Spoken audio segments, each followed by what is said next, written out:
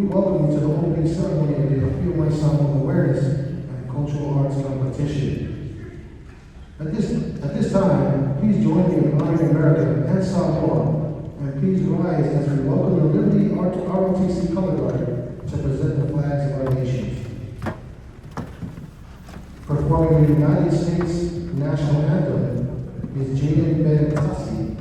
Performing the Samoa National Anthem is Lucretia Vance. Please remain standing as the colors exit the court. Thank you. Present colors.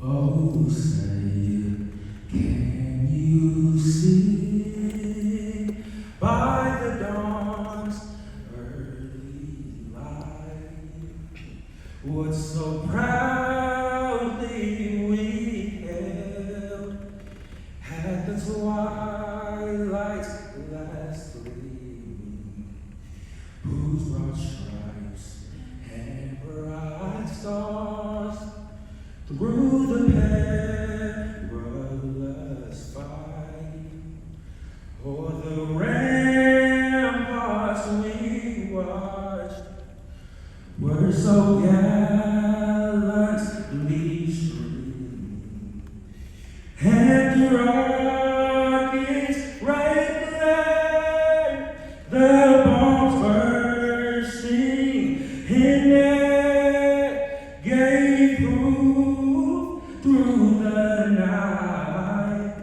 that our flag was still there.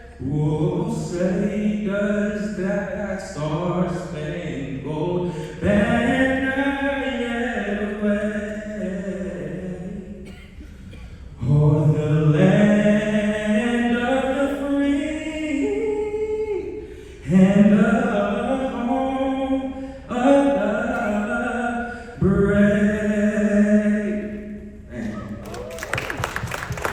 Carry colors. Right face. Forward. March.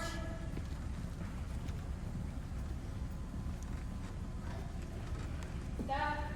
Colors.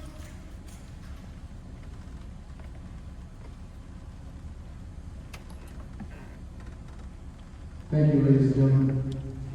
You may be seated. Providing the invocation is Brother Henry Laulu from the North Las Vegas LDS Samoa Board.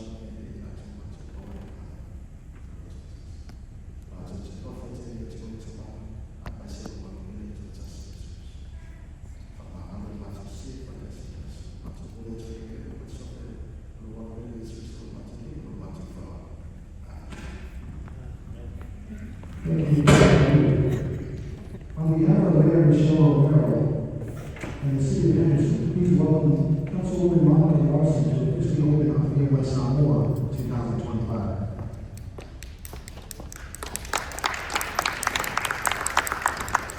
Thank you, everyone, for having me. I'm Councilwoman Monica Larson, also Mayor Pro Tem, for our wonderful Mayor Michelle Romero. Thank you for having me here tonight. I want to thank Tofu, all people in the new Samoa, Las Vegas, and Miss Samoa, USA organizations for the gracious invitation to join you as we gather over the next 2 days in celebration of Samoan culture, talent, and island pride. And thank you to Liberty High School for hosting this wonderful event. This year's of the OI cultural competition promises dazzling performances, workshops, and other activities, including a very special fashion show that will showcase the culture, heritage, and values of the beautiful Samoan people. We are proud that the city of Henderson is a place to call home for everyone. We love to celebrate people and cultures that make up our diverse community through events like this. Sharing our different backgrounds, customs, and talents and traditions help to unite us and strengthen our appreciation and love for one another. Today we honor the rich history and heritage of the Samoan people and recognize their contributions to Southern event. Thank you to all the volunteers and organizers and sponsors who helped make this wonderful event possible. We know without you it would not happen. On behalf of the Henderson City Council, I'm pleased to warmly welcome you to Henderson and extend our hopes that I feel my cultural competition will prosper for many years to come. Thank you. Thank you, Ms. Monica.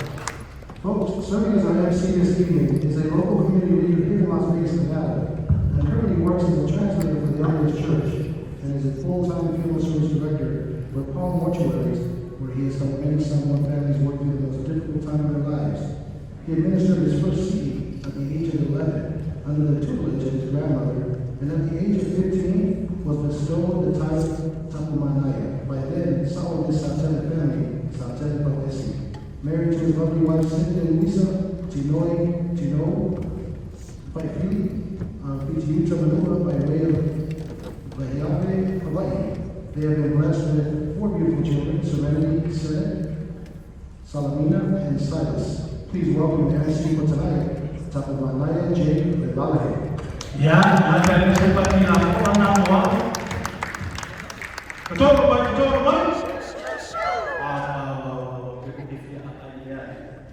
Yeah, Honorable Medical Representative, welcome guests, those of you who might not speak the Samoan language, I would ask you to bear with me as I address this dignified crowd in my native tongue, which I think will be fitting, being that we are here, as you mentioned, the Councilwoman, to celebrate the Samoan culture and its language.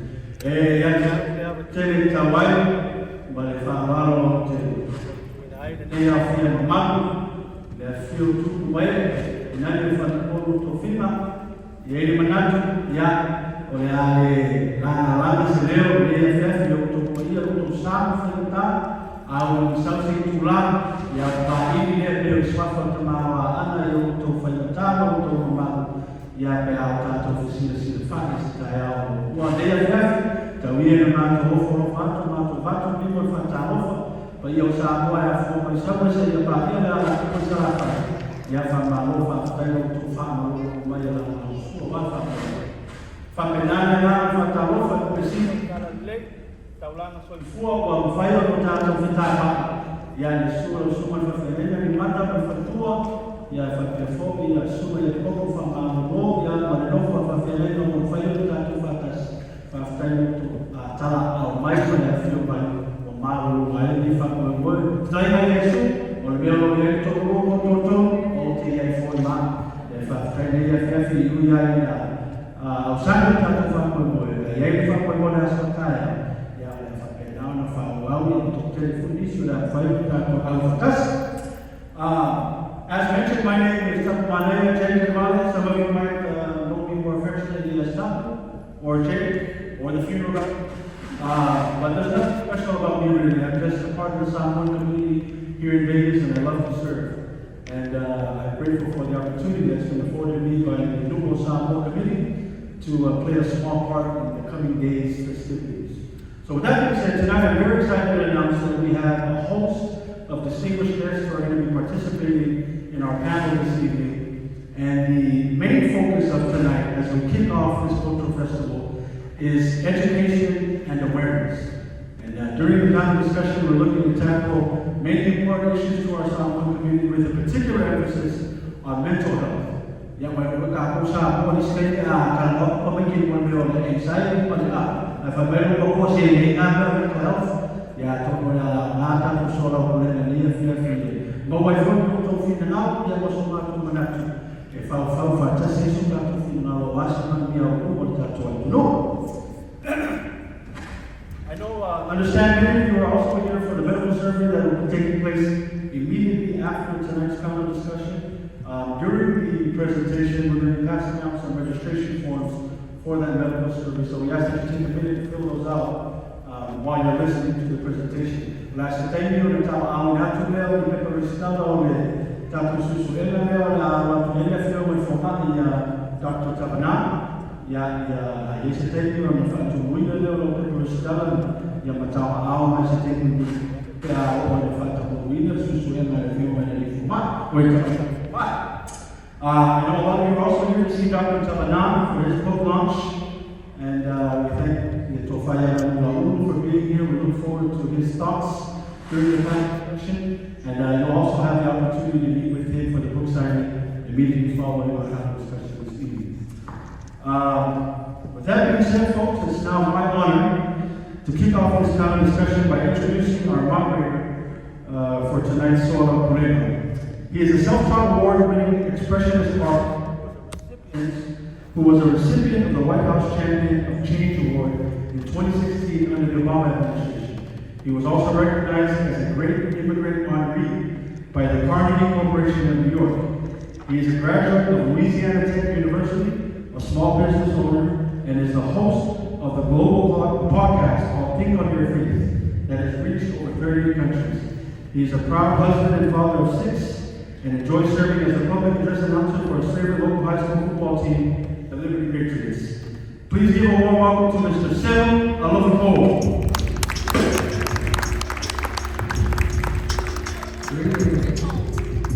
Greetings, my three brothers and sisters. Hope you had a good week. Hope you found some good in the world. And I hope you've taken some steps to get yourself one step closer to shaking your certified prejudices and begin seeing the world for what it actually is. I am Selu Olofipo, your always intrepid host, and I welcome you as we get ready to raise your consciousness. All right, folks, family and friends, that's what we all are. We're all family and friends here. Once again, welcome and thank you for being a part of this very important initiative hosted by Samoa, Miss Samoa USA, as we pretty much tackle some of the important issues of the day. We're going to be discussing some challenges and issues that we face every single day as a people of Samoa in a world that's changing very fast, and it seems to be happening at breakneck speed. So we have a great panel discussion prepared for you guys this afternoon, and I am both honored and excited to be your moderator. All right, we have a star-studded lineup of panelists. You guys should have seen them because they're right next to you, all right? And I'm going to introduce them right now. And before I do, I want to get you guys excited because these guys here really are star-studded. Now give me a minute, I got to grab my finger because I'm going to go 2 ways. Manually, I'm going to do technology, all right? So, our panelists, they have our first panelist, and if I call you up, but I call you up individually, if you guys can show them their love and support as they make their way up to our stage, I really appreciate it, right guys? Okay, our panelists, when I call you up, feel free to pick whatever seat you want. You can take the middle one too, that was kind of a joke for me. All right? So our first panelist comes to us from the great and cold state of Alaska, where she currently serves as Chief Executive and Business Strategist for Maxon Corporation. She is also the founder of the Alaska Samoa Festival and Miss Samoa Alaska Pageant. Please welcome onto the stage, Miss Maddie Muntor. Miss Maddie Muntor.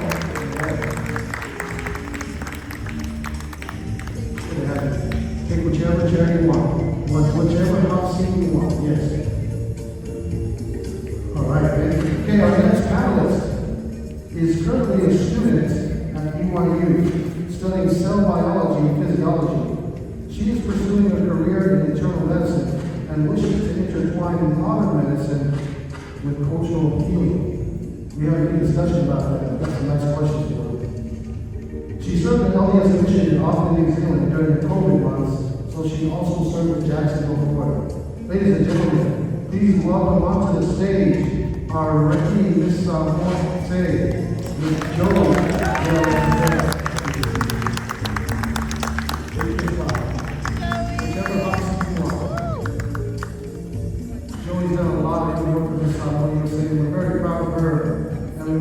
their family too, because it takes a lot of work, sacrifice, and money to do something like that. So we commend your family. Thank you so much. All right, our next panelist, get ready for this, because there's a lot of big words in here, right? Our next panelist currently holds a PhD in educational leadership from Brigham Young University. He earned his academic degrees from institutions in Samoa, New Zealand, Australia, and the United States. He is a distinguished scholar recognized by the American Educational Research Association, having made significant contributions to the field. He's recently retired from his role as a professor of Samoan language and the culture at BYU, and he just authored his new book and recently published, and his book is called Amawhai Samoa, and it's right here. Please welcome onto the stage, Tupa Namulapu Dakumalawa Italana.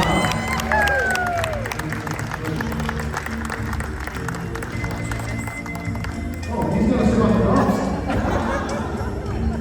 When you have those kind of degrees, you can sit anywhere you want. He's got more degrees than my thermostat at home. Our final panelist guys tonight, she's very impressive. And she is a research faculty member in the Department of Biology at Brigham Young University. We've got a lot of representation for BYU. Where's the youth at? What is it? All right. She was named a human genetics scholar by the American Society of Human Genetics. She was the associate director of a rheumatic relief program where they studied the genetics of rheumatic heart disease in Samoan children. This sounds like some very important work. Now she currently collects and analyzes the DNA of Pacific Islanders, finding that the rate of Alzheimer's gene is 4 times higher in this population. I'm excited to hear as to why that is. Folks, please welcome onto the stage Dr. Justina P. Tupman. Should we get started? Let's do it. All right. Yes, you guys have your microphone? Does everyone have a microphone? You're welcome to turn it on down. Quick mic check, would you? You can turn it. You want to make sure that as you do this, you can freeze without. Oh, I see. Okay. You have 1, 2, 3. Oh, I'm sorry. Jake, can I use yours? Thank you so much.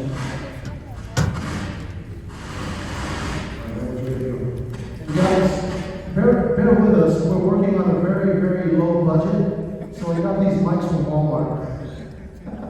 So that's why you're going to hear this static as we go, but I appreciate your patience as we do this. I actually feel like I'm in Sunday school right now. All right. Okay, guys, before we get started, I want to give you guys a quick layout so you guys know what to expect, okay? What I thought I'd do, and I think you like it very much, is I'm going to break up our panel discussion into 3 sections. For the first, I'm going to ask a question tailored to each one of these guys. So it's a specific question that I prepared for each one of our panelists. And during that first round, they're going to respond to that question uninterrupted. That's their time to kind of share their story, talk a little bit. Take as much time as we need. We're family here, right? And after we're done with the first section, we're then going to move into what I like to call a sort of a sparring match of ideas. So in other words, I'm going to ask some questions. I've actually read this whole book twice. It's a really good book. And I think you guys are going to be excited. I think you guys are going to want to read this and purchase the book for yourself. I actually think it's a good book that's very useful to have in your home. Okay, so especially with some of our young kids today trying to learn the culture, it's a very good book. But anyway, now, in that second round, I'm going to ask a question. And all of our panelists have a chance to just talk freely. It's more of a conversation. So think of us, we're just sitting in our living room and we're having a conversation about some issues, all right? And I have a few of these questions that I prepared. Now I'm going to warn you, okay? I'm a very, very different kind of thinker, okay? So if those of you guys who know me in person, you're going to know that I like to talk about things that some people don't like to talk about. because I think it's useful. I think it's useful. We shouldn't be afraid, because when you don't talk about things, we don't learn. Okay, we all think the same. And when we all think the same, we don't grow. So what I'd like to do today is I just want us to kind of create this environment of, let's just relax, let our hair down a little bit, let's not worry about judgment, let's not worry about any of that, let's just talk freely. Because in the end, this is really for our young generation. We have a lot of kids sitting in this audience right now, and those who are not here, who were born and raised here in America. Born and raised. Many of them don't even know how to speak Samoan. Okay? You might find it interesting. I was born and raised in Samoa, like a rule to be exact. Okay, in Apia. And our family immigrated here in '86. I had to learn the English language. In fact, I still remember when my teachers came to my house and told my parents that if they didn't speak English to me at the house, that I wouldn't be able to pass school. That's a true story. I remember that. I was struggling in school. I couldn't understand the material. So now to this day, although Samoan is my first language, and it's a language that I really love, I don't have it mastered like I used to. Okay? And it's because I use English every day. I don't speak Samoan at work. I don't speak Samoan in my everyday language. And it's just because we grew up here. And we're going to talk about some of those things, okay? All right, so that's the second round. Kind of a sparring match like this. Feel free to just chime in, and we're just going to conversate. And then finally, time permitting, which I think we're going to have plenty of time, and my wife's going to give me the signal, okay, when we run out of time. The third part of this is going to be a time where I'm going to give the audience a chance. And I'm going to pass a mic to anyone that has a question burning in your bosom, right? A question that you're just dying to get out and listen to from our scholars here. All right, so let's get started. So, with that being said, we're going to get right into it. All right, now we can go ahead and cut the music with us, that way we can hear clearly. Thank you so much to our DJ. That's our DJ King, guys. If you guys need him for any events, all right, let me scroll up here. My first question is to Miss Maddie Toro. Maddie, so many of our Samoan people, what I found, what I've observed, many of them are detached. They're detached from civic engagement. They don't really get involved in local politics. And a lot of them don't get involved in whatever affects our community. I don't know the reason for that. My question to you is, why do you think that is?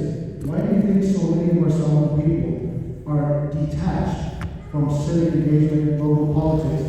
And then the follow-up question to that is, if that doesn't change, what do you think are the ramifications? Thank you, moderator, this evening. I would like to answer both in English and Samoan to help us attach from the detachment of the question. On firstly, BSCI and Tanto Samoa, on our Yatsu, participate is an action word in Samoan can be used.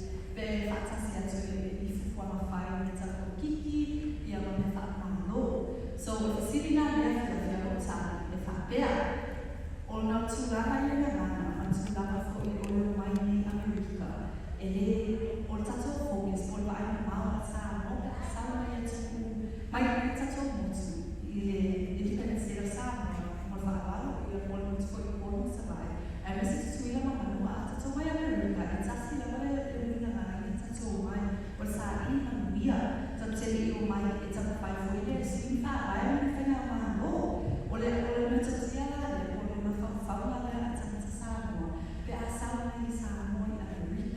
so if in a time sweet, one of you say you know man here Samoa, so I play Samoa. So that's so I man you guys swim there of here.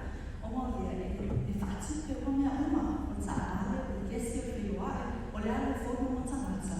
O tatto e o prima, o tatto e o si osso, a tatto vola e tsana bella here, le sfide di neve sai mai e ma fai una sema esse la filter nearly last days. By raise of hand, asking a question to the audience. By raise of hand, do you guys know who your mayor is in the city of Las Vegas? Raise your hand. 1, 2, 3. I feel guilty. I don't even know. 4, 5.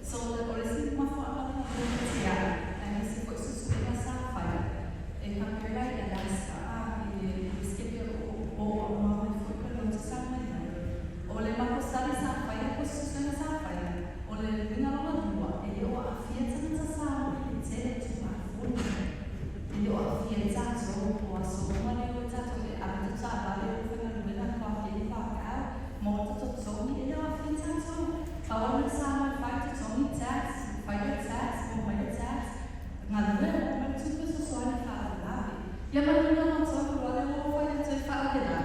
O le sina na so na mo o le fia ma le mo fa na fa ta sia so no le la ta lo supi. Ai se a e ta sia le mission sa mo. E ta sia me na ta so ma ta so.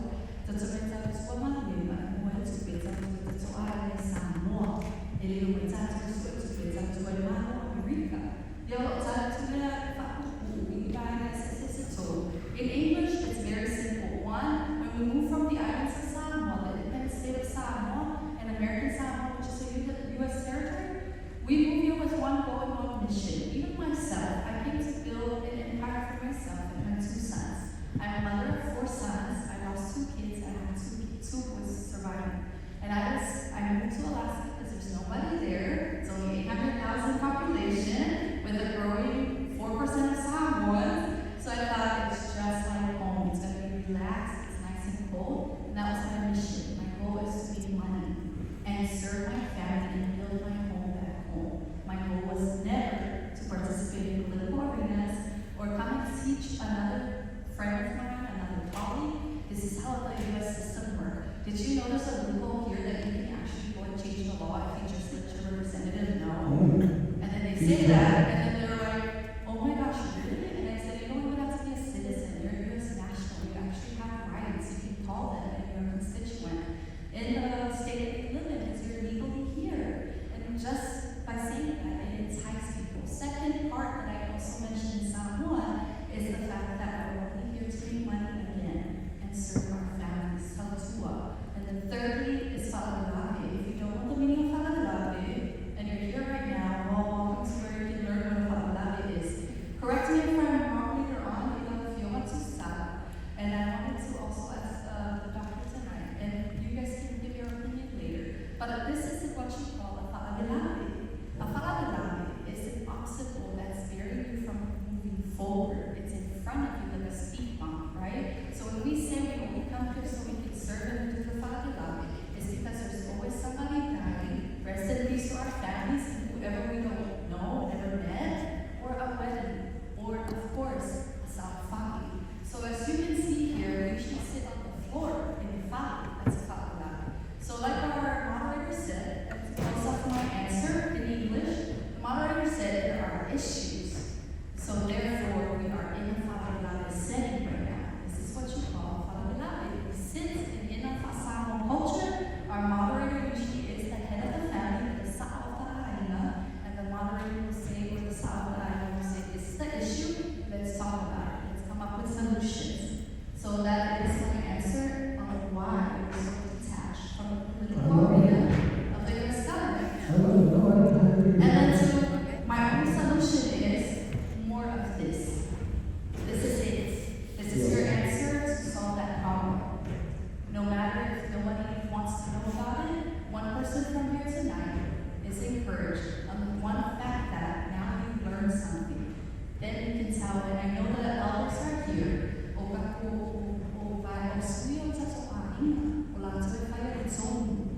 We're a very communal culture. So if I'm encouraging this father tonight and this high school influencer for these kids, he's going to go and influence other kids to participate because he's influenced and we come from a communal culture. I'm a TikTok influencer. There you go. I appreciate it. But thank you so much, everyone. I hope that covered everything. Yes, thank you. Yeah, that's a good answer. I would say, and I don't want to, again, because I promised I would just give an answer, but just to kind of touch on what you said, I almost feel like a lot of Samoans here, we are more concerned about what happens in our villages in Samoa than we are concerned about what happens in our neighborhoods. That's just the way I feel. I mean, you just talk. Nobody here knows their mayor, their governor, things like that, but we all know the problem that's happening in our villages in Samoa.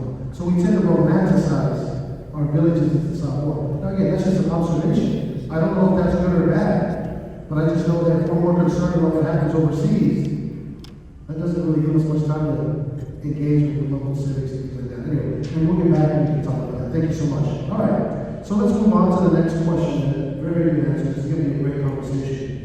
Next question. Dr. Justina Tamana. You have a very And I told you when I met you earlier, I suspect that there's not a lot of people that look like you in your field. Am I correct? Well, you can answer too. You're correct. Okay. All right. And so, I guess it begs the question. Let's just start with a simple one. How did someone like yourself, who in doctors in medicine, I don't know what cause that is, how did you decide on pursuing this career? Thank you for the question. So I have a PhD. I'm not a medical doctor, but I have a PhD in genetics. And you're right, there aren't very many people that look like me, but that's changing. I brought my research team here with me today, all the way from Provo. Let's give a hand. The research team. That's our future. That is the Right? future. We are raising the future Pacific Island scientists, and I wanted to.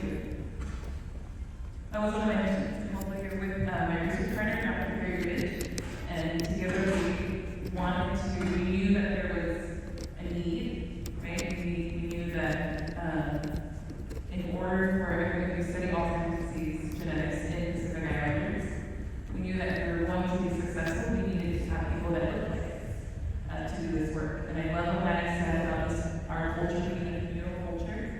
We want our participants to know that we have lived experience, that we know what works for you, and our priorities change when the researcher is found in your community, right? The questions change, and so I wanted to do that and to bring that to our community. Good, good. And the work that you're currently doing, you're studying brain disease basically, right? Because that's where Alzheimer's lives. It lives in our brain. Why do you think that's important? Why should we know about that? Why should we care about Alzheimer's and how it affects the stage? You mentioned a number earlier. Was it like 40% or something? Can you talk a little more about that? Yeah, so Alzheimer's disease or dementia, right, is where you have cognitive changes or memory loss. And for us, memories are really important to us, right? Being able to remember our families. We're from a very oral culture, and that is important to us. And so, you know, I remember my grandmother being and my dad is able to recite our pedigree from like generations back. And that's important to know who we are and where we come from. And so with Alzheimer's and dementia, you know, you lose that ability, and it's usually in your older age, and our elders are so dear to us, and so we feel that we need to do something, right? For them and for those of us that are getting older. So our population, we're living longer, which is great, but that also means there's more Alzheimer's, right? And so what we do is we collect, because we're geneticists, we do collect a blood sample, and have wonderful bodies that are here tonight to do that for us. And this has never been studied in Pacific Islanders before, and in the last couple of years, we've been able to collect we have over 2,000 people in our cohort, which again goes to show just how communal our community is, right? We need each other to make this work. And so because of those samples that we have, we've been able to look at, there's a gene called ApoE, which we all have. What's the gene called? ApoE. Okay. ApoE. And there's 3 common versions, 2, 3, and 4. So 2 is first. 3 is the most common type, but it doesn't do anything, right? But 4, that's what you want to worry about. That's the bad. That's the bad version of the gene. And you get a copy from each of your parents. So this is my dad, right? I get a copy of my ApoE gene from him, and I get a copy from my mom. And I'll give you as an example, I have 2 copies of this bad gene. Which is number 4. Okay, so one from each of the base here. And so, you know, you get inherited your genes, or, you know, what you look like, health conditions from your parents. You know, so there's good and bad things from them. And so when we look at this population, or this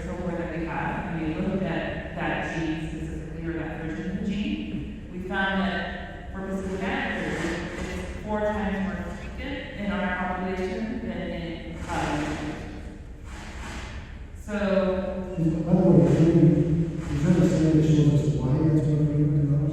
no, we're doing a considered study. That's why we need all of you. That's what I said. Yes, so call your friends right now or away to everyone. And so, but we also found, so we looked at this frequency of this gene, right? And we also looked at those that have dementia to see if there's a link or correlation in specific islanders, and there isn't. Which is good, now we know that it's not a bad gene for us, but then it means you don't know what gene is causing Alzheimer's, right? And that again is why we need all of you. Right? We need to do this together. I went to school to gain these skills so that I could do this and to talk to us for our community. But I also need you to be able to participate so we can really understand what's happening. I love it. So the first thing that makes me concerned is, you touched on it earlier. You said that much of our history and much of our tradition is passed down orally, which means if you didn't have a good memory, you might be passing down some stuff that ain't true, or maybe passing some stuff you might have forgotten. So I think just from a very basic level, it's really important for us, since we're really high risk for it, if you want to preserve our culture and our traditions. Well, first I would say write it down. We have pens and paper now. We didn't used to back then, but it's a good time to start writing and chronicling those things. But I think that's another reason why that's another question we'll talk about afterwards. But it just makes me think about that. Our traditions and past down the way, things like that, which makes it important. That's why I'll put a link for my dad to it. Yes. Keep it in down. Yes, thank you. All right, appreciate it. Thank you, Dr. Tamanado. All right, next question goes to Joey. So Joey, I think that's great that you're studying medicine. And I know that you have, sorry about that. I don't know what else you can do with this, but I'll do it, I guess. Yeah, you want to, I think we want to hear you more. Okay. So Joey, maybe you can have Joey use that one, because I think that's clear. Yeah, thank you. Make sure it's on Joey. So Joey, I know that when we were talking earlier back there, you shared something with me that actually is in Dr. Talana's book. Like I said, I read it twice. I got it down. So you mentioned that part of the thing that you're doing right now is you have this interest in intertwining modern medicine and traditional medicine. Right? What was the word that you said that Samoa before? Yeah. Talana, that's right. So my question to you with regards to medicine, and I don't know if you have the right answer, but this is what I'm talking. Where should our people place their trust? Should our people place their trust in the Talana and the medicine that that's been passed down from their parents, the leaves and other, or should they put their trust in modern medicine?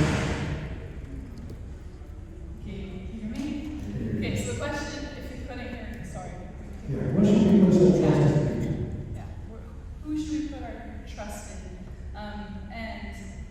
Let me give you some backstory. My platform is the Samoa USA is bridging culture and innovation, and that stems from my passion and my interest to be a medical doctor, combining and intertwining modern medicine and cultural practices, cultural healing. And it's not about who you should trust more. It should be about bringing them together. Let me give you an example. You have a mom and a dad. You're not going to trust one or the other more, right? You're going to take both of them and their advice, and you're going to pick what works for you. You're going to take everything that you've learned, and you're just going to make it work. And so with modern medicine, this is a great example. We're in the midst of the Talanas who have combined their modern knowledge and have combined it with their cultural knowledge as well, gathering us together to find solutions for Alzheimer's disease, for those who are in America who don't know our culture, and so that's what it's really about. It's not picking one or the other, because they're both useful. It's grow up the bad way, the old way, however you take it, the chip on it. Yeah, I would suspect that modern medicine is not even bulletproof either. Yeah. Right? I mean, we have a lot of DNA testing that still that kind of helps us sit through that, but we see medicine here doesn't really work. Sometimes we take medicine that helps us, and what does it do? It causes other problems. So I think it's a blend of both, right? Love your answer, thank you. Okay, so let's move on to our final question here, Dr. Tamarana. Dr. Tamarana, I recently completed reading your book. Your book. I think it should. The question that stands out to me really is this. Who did you have in mind when you wrote this book? Who was the people primarily? Samoans living in Samoa, or Samoans living in the U.S. and abroad? And then to follow on the question, what were you hoping to accomplish by writing this book?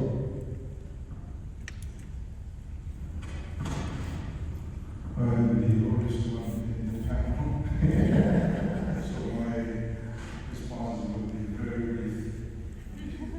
And I'm finding it difficult to do everything right because of selective hearing, because there's so much noise around the roads.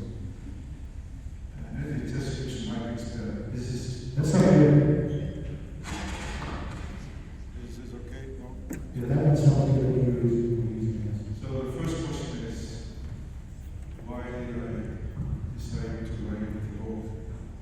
Let me tell you something. This book belongs to you.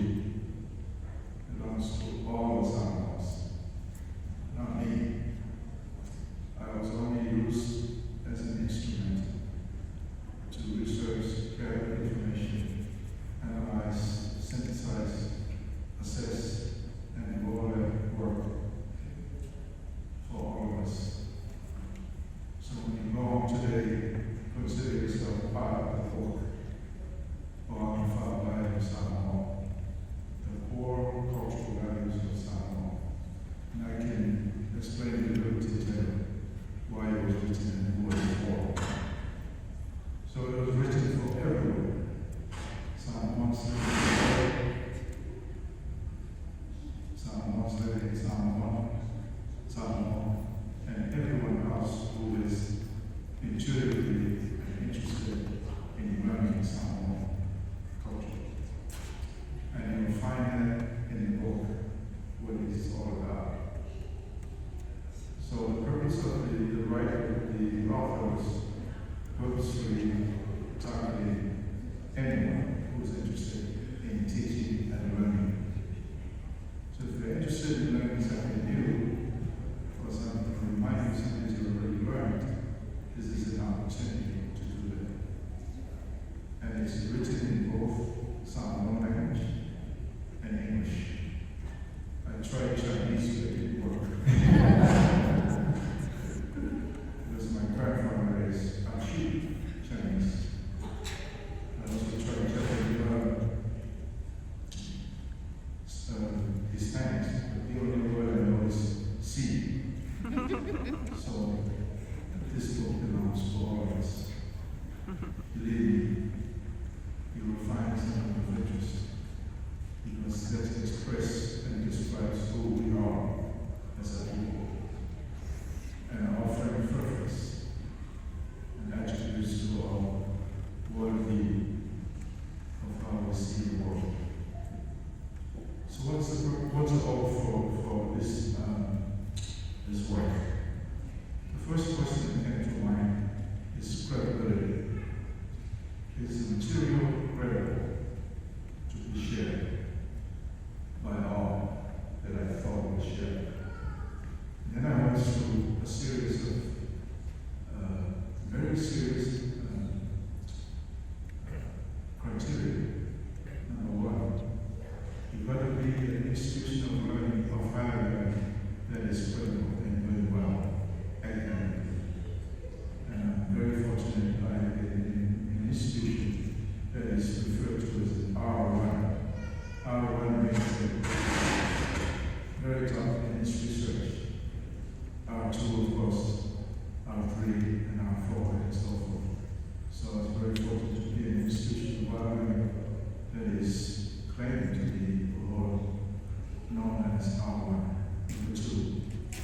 did I get the data from information? I went to the doctor of Samoa for a whole year to search the wisdom. The caretakers of our knowledge, indigenous wisdom, and they're so good at it.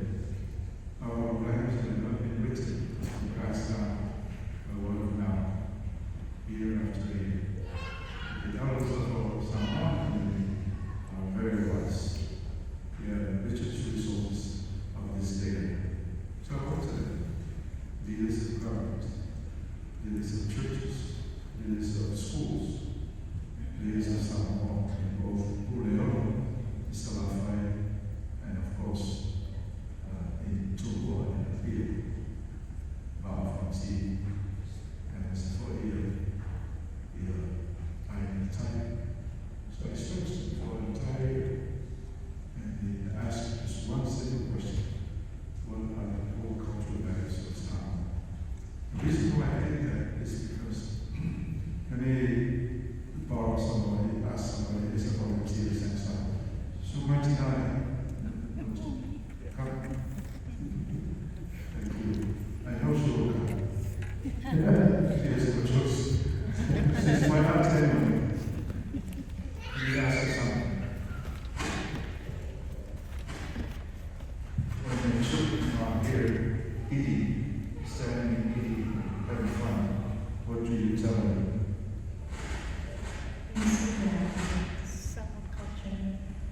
Excellent. When the children are hanging around eating, standing, talking, she teaches them to sit down. That is the what of our culture. What to do, what to know, and what to do. Sitting down, how are you doing of our culture? But there's a question missing. What do you think that will be? Do you know the what and how to do it? What will be the question? Well, the children nowadays, as you can see, our little children just run around and do whatever. It's really up to the parents. And the question is, are we teaching our children our special values and our culture? And that's very important for where we go. And that was very teaching our children. Thank you, Auntie. You're so nice. You're so kind to me. Thank you for sending me. Appreciate that. So the action, give you everything. So 70 years of parents, our own parents, who teaches their children what to do. Okay? Sit down. And how to do it so that they sit down. But there's a question that we haven't talked about kids about that is so very important. What would that be? Anyone? Why? Why are we doing it? That's mind-baffling. Because you have never taught the kids, what are you doing? Now the kids are asking, why are you telling me to sit down when my friends are running around eating and throwing food at each other? So that's the reason why the book was created. To respond to the question that all of us ask, why are we doing what we're doing? And if you have time to read through it, it tells all the things that I'm referring to you. I'll stop there. As I said, you're very beautiful. I keep on going. Oh, that's great. That's great. I think it's good to see you. Everyone can learn. We're all here for it. So, yeah, that was awesome. And I think what we'll do now, we'll go right into the second part. And what I'm going to do is I'm going to build on what Dr. Tabanat just shared. And again, lots of my thoughts, I mean, I have notes all over here, man. Took a lot of notes and I read through a lot of stuff and I had a lot of questions, but this is kind of goes how the flow's going. So, in your book, in the very beginning, the introduction, it talks about how our Samoan people, and by the way, we're now in the second part. I'm directing the question to Dr. Tabanat, but now we're all in this part where we're going to talk, we're going to converse, okay? So in the book, it starts off in the very beginning, and in the introduction, it says something like this. Samoan people are at a crossroads. We're facing challenges with contemporary Samoa. In other words, what that means to me is, the crossroads is, there's some forces with modernization that's almost forcing our traditions to change. Again, that's just the way I interpret it.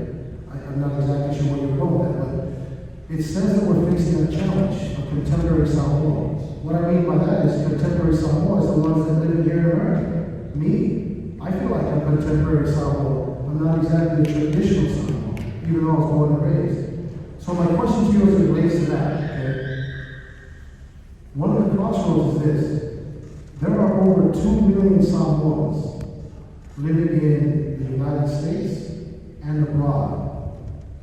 There are only like, 40 to 60,000 Samoans in Samoa.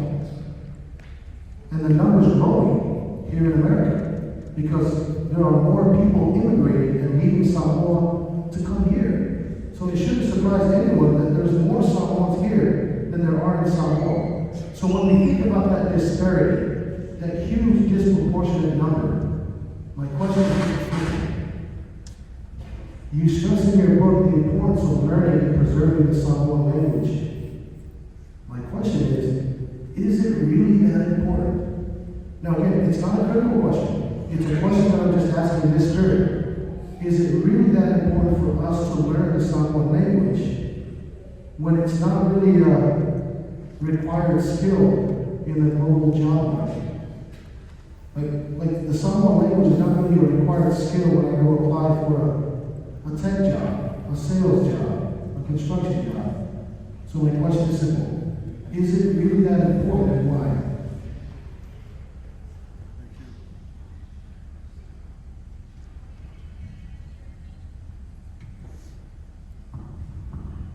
I think the question is about language acquisition. And my very brief response will be, if you have a copy of the book, you'll get it. Because it clearly explains what our facilitator is asking about. But here is the explanation in details. I just wrote a book. It took me several years to collect data, collect information, acquire about the quality and the faith that people will find in the material that we put together. However, so the source of knowledge and information is already correct. But if I didn't have the language to put that together and make it accessible to the rest of the world, I wouldn't have been able to do this. That's just when used to me as an example, because the best example I know, because I just recently finished it. So language is critically important. This one is it's the same thing with everybody. Your language is critical. Another part of it is that language really describes or determines who you really are as an individual, as a Samoan, as a Tongan, and so on and so forth. Is the language useful in education? Absolutely.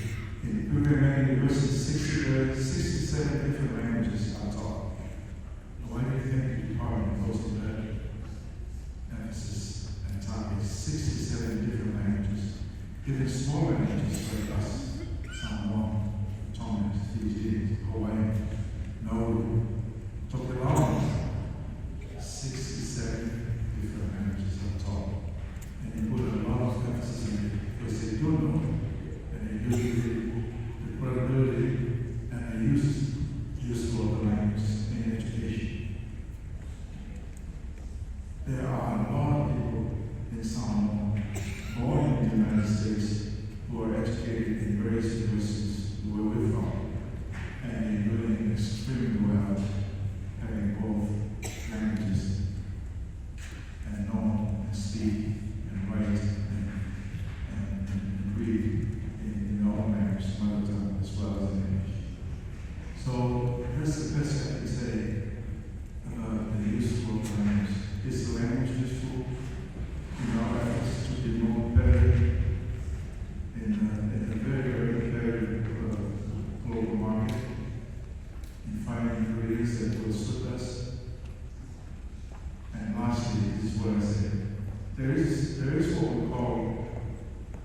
multiple intelligence. I'm sure you know that. There are 8 or 9 different kinds of intelligence. This is a work by Harvard University. And the first one that comes to his mind is language. Okay. Number 2 is logistics, has to do with math, accounting, economics, computers. Number 3 is naturalist, has to do with science, chemistry, biology. So we are all smart. Don't get me wrong. Everyone has a gift of smartness. I hear my students say, oh, so-and-so, Jane has a 4.0 GPA, I only have a 2.9, forget that. You're just as smart as the person sitting next to you. The real question is, what kind of smartness are you? And we all do, we all are. If I ask every student here tonight, there is an intelligence that you are predominantly focused on. Whether it's science, or math, or art, or even sports. A lot of us go to sports. But each of us has an intelligence, a gift that will be given free. So for the first opportunity for where do you go? Okay, what is it that I really am smart at? Is it dancing? Is it language? Or what is it? That is a real response. It's a real story that goes into our lives. And our culture, as explained what I just put together, really helps us advance in our language, in school, in higher institutions, and in career opportunities that really present to us. Thank you. Thank you. Thank you. Anybody with comments wish to respond to that same question? Sure, I'll respond. I'll give you a really quick studies show that every bilingual or multilingual actually decreases your risk for Alzheimer's disease, so you speak more than one language. And then second, it may not be a skill that you need to get a particular job, but in our work specifically, because we work with specific identifiers, it really is important in diagnosing dementia, and especially the population that we're working in. So I speak Samoa, I was born and raised here, I speak Tongan, I served Tongan as a commissioned ranger, so language has been particularly important in our learning work. And being able to communicate with our participants, but also just really understand. So, yeah, I really work, but I also come from a background where I've been able to do less. Sure. Any thoughts on the same question? Or we can move on? I wanted to thank you for covering outside of Samoa. I hope everybody heard that. Basically, to just remind everybody, there no language, no culture, no language, no government, no language, no money, no language, no law, no language, no Samoa. So that's basically to wrap it up and to help that. There has been study. Thank you for. I didn't know that you've done that research already in the health area for language and culture. So we do have a study from Alaska for our Pacific Islanders in Alaska for the past 3 years, and the results of that study, we have a city 4,231 Native Samoan members registered because they're dying for our culture to survive. That's proof of the importance. It's our own people choosing to verify and confirm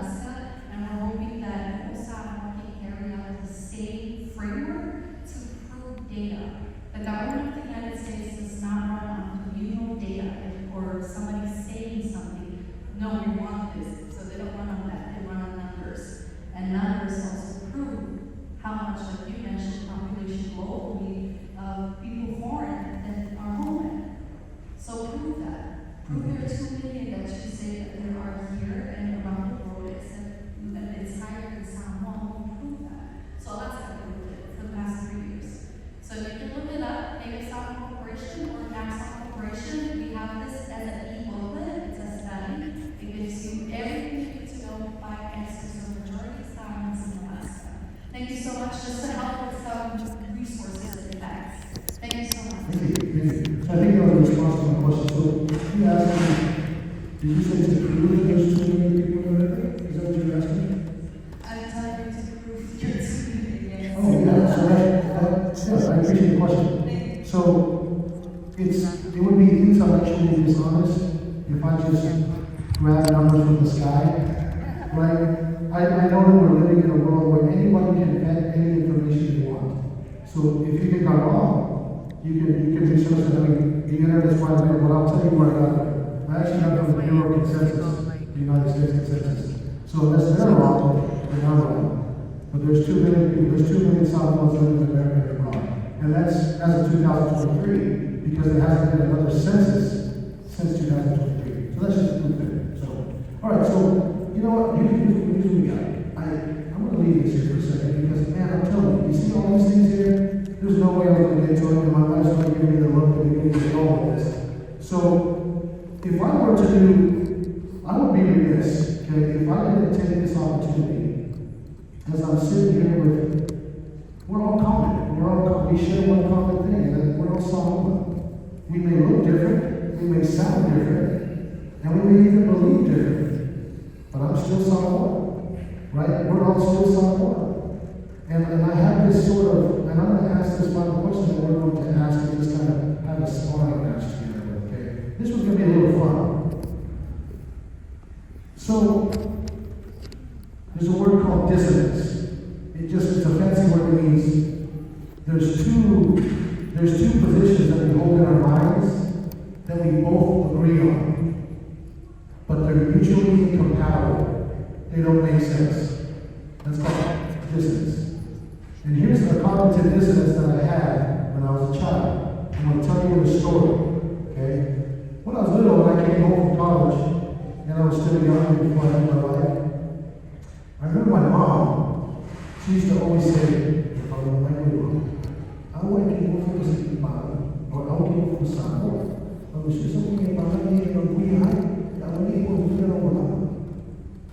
So for my children and the young kids that understand that, my mom used to tell me, don't marry a Samoan girl. Don't marry a Palami. Now, why am I bringing this up? There's the cognitive dissonance. On one end, we are encouraging on the surface what we see. We're encouraging our children, and we're saying we should preserve our culture, but in the privacy of our homes, unless I'm the only one, if I'm the only one that's had that experience, then fine, I'm the only one. But I want to go out on a limb here and say, I'm sure there's other parents that said the same thing. Maybe some of you guys have heard parents say the same thing. Don't marry someone. Go marry a Palami. I'm not saying that's right or wrong. I'm just saying, what causes that? What causes that? What causes our older generations to try and steer us away from a culture that we love so much? So maybe, it's almost controversy, so let's have that discussion. What causes this dissonance? You understand the question? Why do we encourage our children to marry outside of our culture when we love it so much? That's a great question. But let's remind ourselves that marriage is a sacred commitment between two people because of love and understanding, not because somebody else does you. That's not part of our culture. I know some cultures have set up the children to get married. I have never seen it happen in Samoa. Samoa is a consensus culture. Everybody talks about what's happening in the family. And as you remember, tell Noah, comprises of 2 words. Tell is when you're telling the story,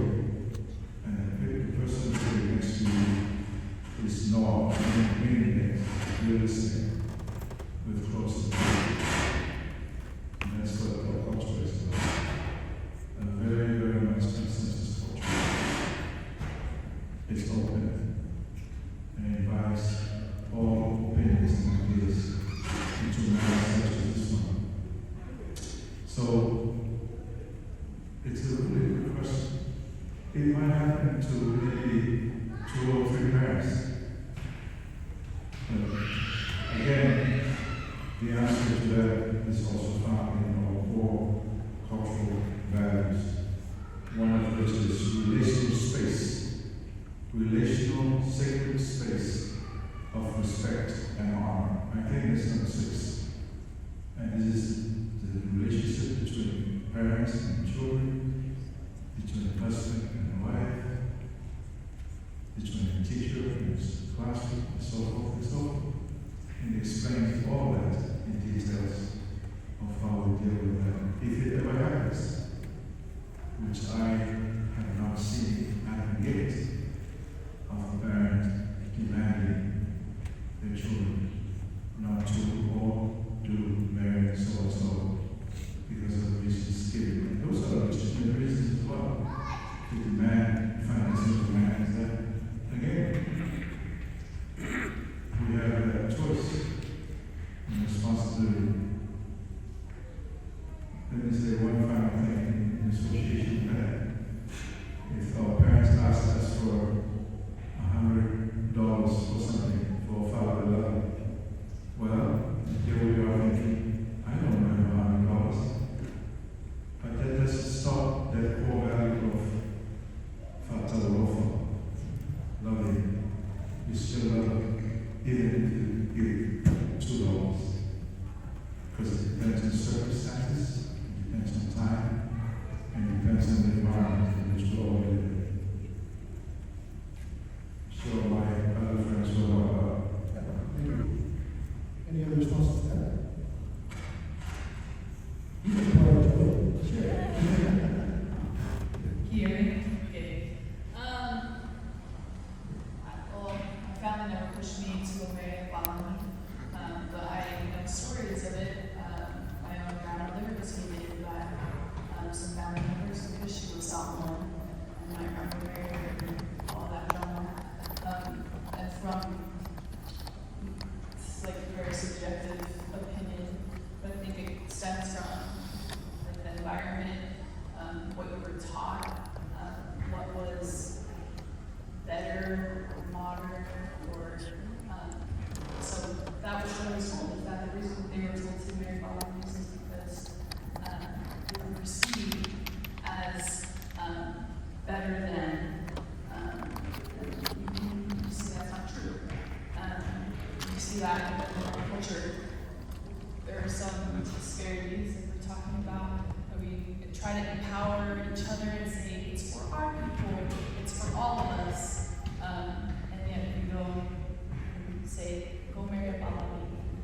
So I think that's just a self-check for yourself to internalize and to think about what you were taught, and where you come from and who you are. So. Love it. Thank you. Sure, go ahead. Sorry, I wrote down the law. I'm sorry. Individual choice is a law, and it's also your right. It's a human choice, okay, to actually choose whatever you want. But in Samoa, I'm going to tell a story in Samoa, so hopefully you understand, but I get where you came from with your experience. So when my mom told my great-grandfather, who raised her, because she was her great-grandfather, so Shokina, from Shokama, from a lot of us, you know, I witnessed it with myself, and I cried for my dad. Shokina, what am I going to do? You know what, we have a service, so I'm passando por essa me deixando chamada de eu não foi uma a árvore a grandfather kama eu ela vai o seu camada for us here tonight who has actually met my dad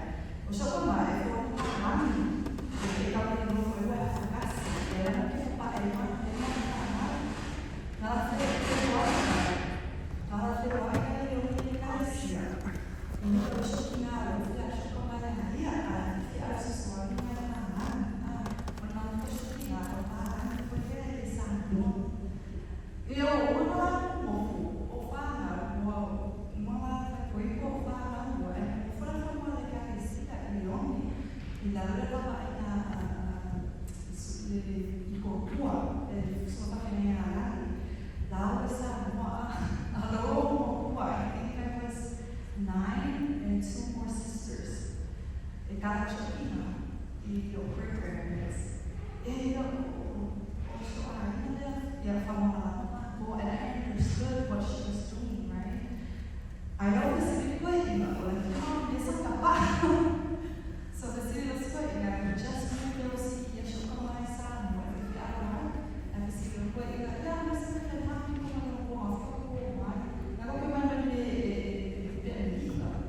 and then when we found out, and you found out, for my papa, my name is super, let's see here, what? Not year so and I witnessed this, and there were 3 of us at the time, and everyone knows that. And this was coming from the old man.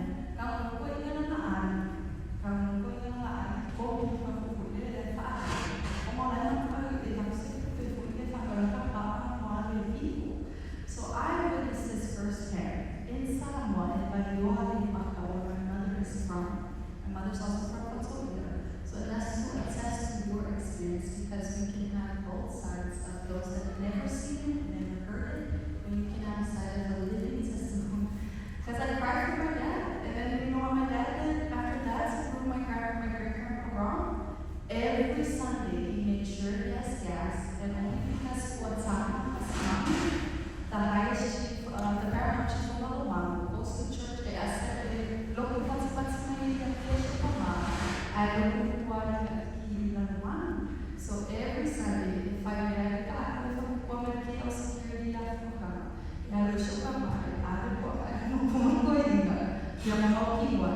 he goes every Sunday to give them at least 50 tala or 100 tala for their stuff to prove them wrong. So 5 years later,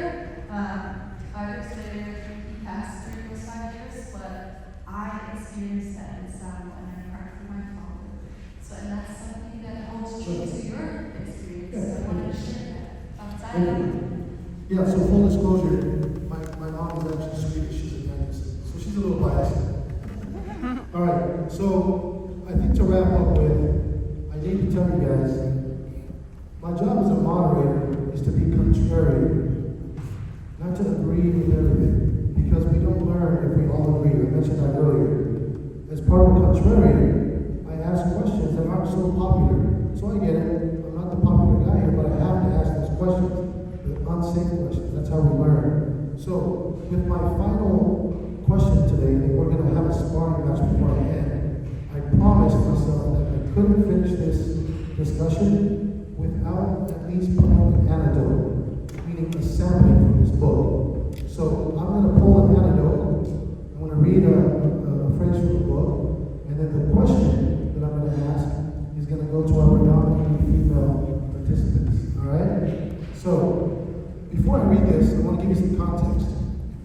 I'm willing to admit that there are a lot of things about my culture, about my Samoan heritage, that I'm very proud of, and I love very much.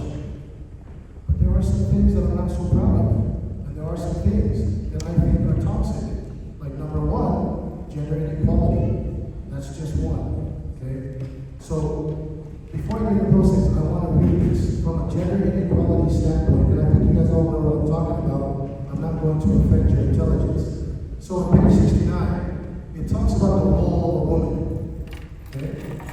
And it says right here, the wife living in her husband's family is responsible for taking care of the children and the preparation of food for the family.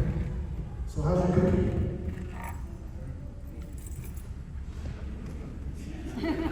How's your cooking? That's actually all it says. It doesn't have any other things. It just says you are responsible for preparing a meal for your family. So, and again, I'm quipping. I'm kind of joking, but at the same time, I'm trying to draw our minds to where we live. We live in America. These fine young ladies here, I'm sure, unless I'm wrong, I don't want to be a guy that's just like assuming, but I don't know if you have the time to prepare meals when you're studying genetics and the human genome. But if you are, tell us how you do it. I don't actually buy one. I think roles have changed, right? And I think traditionally that was the role of a woman. And that's okay, right? And I think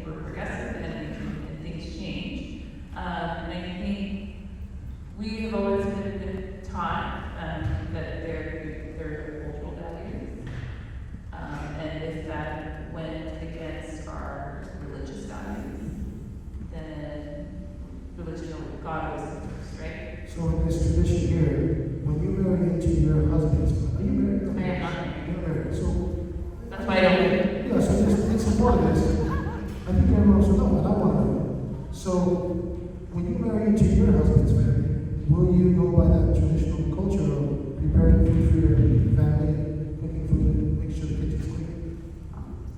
I think we would share responsibility, right? And I think it would just depend on whatever we decide. All right. Josephine, do you have any comments on that? How's your cooking, by the way? Oh, it's not great. I don't know about cooking. But I don't think there's such thing as like gender roles. I think that was like forced upon us. I think there's more like gender gifts. Like you have certain abilities and responsibilities that just come natural. Some don't. Some of us don't. That's because I don't naturally cook. But I grew up in a household where everything was shared. Like Dr. Tina was talking about. It was never like, oh, the boys take out the trash. You just see it, you go do it, you help out. Why does it have to be, oh, you do the dishes, you stay in the kitchen? It doesn't make sense to assign it to the gender. And so I think we should share it. Yeah, I think that's why I opened up the question. Just look more primarily for Samoans living in Samoa or Samoans living here. Because I can promise you there's a lot of Samoan women here that aren't necessarily playing that role. There's a lot of women who are in Congress. There's women who are in tech. There are women who are CEOs. And they don't have time to prepare meals and to share responsibility. And that's kind of where I was going with it. So, again, I'm not going to hate me for this, but listen. We visited Samoa and Savai'i 2 months ago. No, I'm sorry, 6 months ago. It's the first time I've been back in Samoa since we left in '86. It's the first time. So we went and visited some family in Savai'i. And I want you guys to think about this. Again, this is not to throw rocks at any sort of tradition or anything like that. We want to converse, we want to talk. Teach me what we're doing here, right? So here's my story. We go visit my family in Siberia. And my wife and I were invited for dinner. And we go into the chief's house, the Thai